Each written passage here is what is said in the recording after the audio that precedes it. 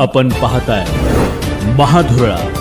नमस्कार, महाधुरळा यूट्यूब चॅनलमध्ये मी गुरु बाळमाळे आपल्या सर्वांचं मनापासून स्वागत करतोय। सध्या दिवाळीच्या तोंडावर गोकुळ दूध संघाच्या राजकारणाला मोठी उकळी आलेली आहे।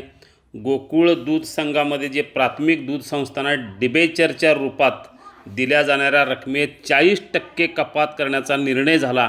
हाच निर्णय आता राजकारणाच्या उकळीला कारणीभूत ठरलेला आहे। गोकुळ दूध संघाच्या विरोधात आता अनेक दूध संस्था, दूध उत्पादक थेट मैदानात उतरलेले आहेत आणि याचं नेतृत्व जिल्हा परिषदेच्या माजी अध्यक्षा आणि गोकुळच्या संचालका शौमिका महाडिक यांनी सुरू केलं आहे। म्हणजे एकीकडे गोकुळमध्ये महायुतीची सत्ता आहे असं म्हणले जात असतानाच महायुतीचे जे नेते आहेत तेच आता या आंदोलनात उतरले आहेत। यामुळे गोकुळचं राजकारण आता वेगळ्या वळणावर पोचलेलं आहे।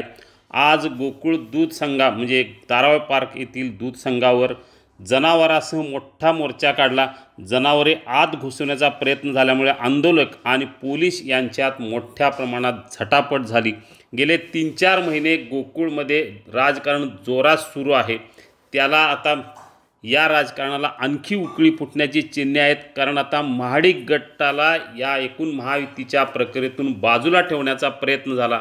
हाच प्रयत्न आता महागात पडण्याची चिन्ह काही प्रमाणात दिसू लागलेत, कारण महाडिक यांच्याच नेतृत्वाखाली आता गोकुळच्या विरोधात जोरदार आंदोलन होण्याची चिन्ह स्पष्ट होत आहेत। त्याची सुरुवात झालेली आहे डिबेंचरच्या मुद्द्यावरून। आज शौमिका महाडिक यांच्या नेतृत्वाखाली मोठा मोर्चा काढण्यात आला। या मोर्चात अनेक मागण्या करण्यात आल्या। गेल्या 12 दिवसात या संदर्भात एकी बैठक घेतली नाही। दुसरीकडे अध्यक्ष काहीच खुलासा करत नाहीत आणि कार्यकारी संचालक तांत्रिक मुद्दे सांगत वेळ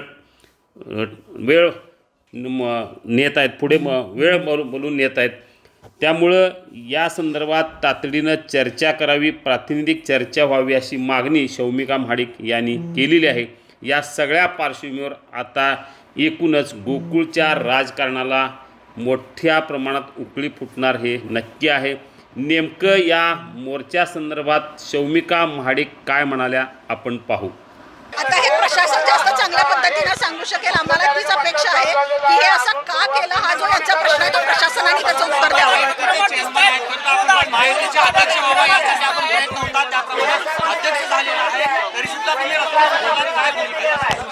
हे अध्यक्षांनी जास्त उत्तर देणं मला वाटते सरस ठरेल, कारण अध्यक्षांची काय भूमिका आहे ते याच्याबद्दल काय निर्णय घेणार आहेत, त्यांना त्याचं गांभीर्य आहे का नाही हे स्वतः अध्यक्ष जास्त चांगल्या पद्धतीने सांगू शकतो। कशाबद्दल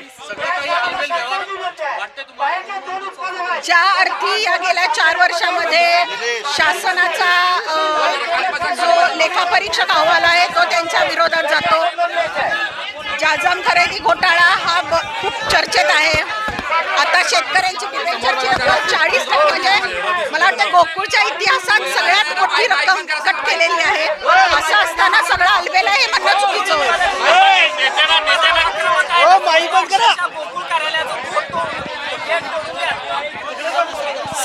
सगळ्यात महत्त्वाचं आहे की गेट तोडून कोणी आत आलेलं नाही आहे। शेतकरी आहे, संवेदनशील आहे, त्याच्या भावना समजून घ्या।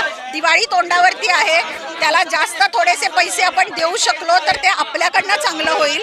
त्यांचा उद्देश फक्त त्याच्या 2च मागण्या आहेत, बाकी काही नाही। आणि इथं मला आवर्जून तुम्हाला सांगायचं आहे की ते शेतकरी दूध उत्पादक आहे, संस्था प्रतिनिधी आहेत आणि जे कोणी या कार्याला सपोर्ट करतायत अशी लोक सुद्धा आलेली आहेत।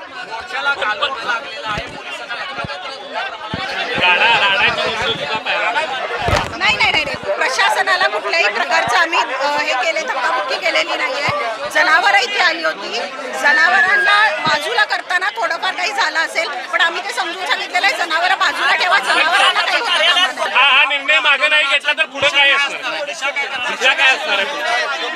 हा निर्णय त्यांनी मागे नाही घेतला तर, पण आज तर मी वर्तमानपत्रातलं वाचलं की ते विचार करतात की वसुबारसच्या दिवशी काहीतरी ते काहीतरी शेतकऱ्यांना गिफ्ट म्हणून भेट म्हणून काहीतरी जाहीर करणार आहे। तर मला अपेक्षा आहे देव त्यांना सद्बुद्धी देव आणि डिबेंचरची रक्कम नाही तर बिल फरक जादाचा देता यावा। प्रशासन काम असतं अशी जर त्यांची भूमिका असेल तर मग काय? या मोर्चामध्ये सहभागी होण्यासाठी मला दूध संस्थावाल्यांनी निमंत्रण दिलं होतं, त्यांनी निवेदन दिलं होतं त्या बाबतीत, त्यामुळे त्यांना ठरवूनच पुढची दिशा मी क्लिअर करेन. अजून एक शेवटचा प्रश्न. अशा प्रकारचा आरोप तुमच्यावर होऊ शकतो. मी आणलं मी हे बघा, पहिली गोष्ट तर हा मोर्चा मी स्वतः काढलेला नाहीये. दुसरी गोष्ट, मी गोकुळच्या विरोधात उठलेली नाहीये. लोक माझ्याकडे निवेदन घेऊन आली, त्यांना पाहिजे होतं मी त्यांच्या सोबत यायला, मी त्यांच्या सोबत आहे. मी कुठल्याही प्रकारे महायुतीत खडा टाकलेला नाही.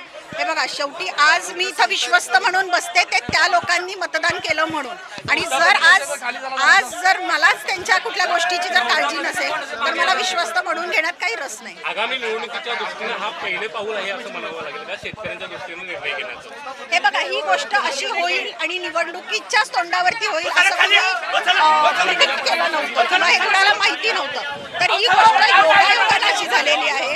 लोक संतप्त आहेत. तर मला असं वाटतंय की येणाऱ्या पुढच्या सगळ्या निवडणुका बाजूला ठेवा. निवडणुकांचा हा उद्देश नाही आहे. हा एक गरीब शेतकऱ्याचा मुळात खरं तर त्यांच्या दिवाळीसाठी म्हणून त्यांना फडफड आहे. त्यांचे 4 पैसे, त्यांच्या कष्टाचे 4 पैसे त्यांना जादा मिळावेत. कारण त्यांचंच दूध शेवटी तुम्ही घेऊन विकता आणि नफा कमवता. त्या नफ्यातनं 4 पैसे जादा मिळावे इतकीच भावना आहे.